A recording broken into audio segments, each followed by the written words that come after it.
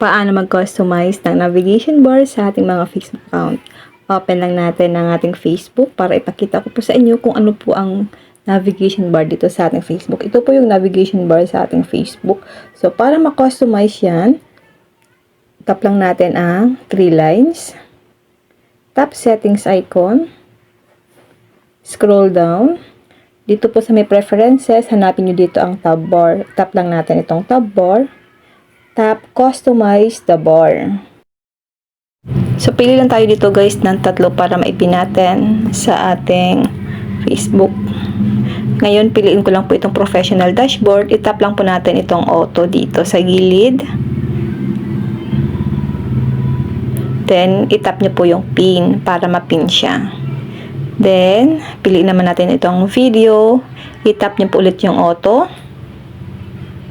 Then, tap natin ang pin. Then, itap natin itong profile. Tap nyo po itong auto. Then, tap nyo po yung pin. Ito pong napili natin para magiging shortcut na rin ito guys. Kapag gusto natin pumunta sa professional dashboard, ayan, itatap mo lang itong navigation bar natin sa taas. Okay? Tap lang natin itong ating professional dashboard. So, at least guys, hindi na kayo pupunta dun sa may 3 lines. Or dun sa may burger icon. Minsan kasi guys, paiba-iba tong navigation bar natin dito. Pero kapag nakapin yan, hindi po yan guys mag-iiba-iba yung navigation bar natin sa ating mga Facebook account. Tap lang natin itong professional dashboard. Ayan guys, parang shortcut na nga siya.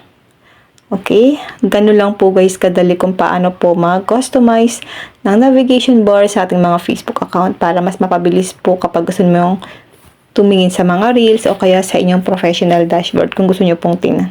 Yan lang guys, sana po may natutunan kayo sa aking video. Huwag nyo na pong kalimutan na i-follow at i-share ang ating video para malaman din po ng iba kung paano po mag-customize ng ating mga Facebook account para hindi siya pa iba-iba. Yan lang guys, and now thank you for watching. God bless you all.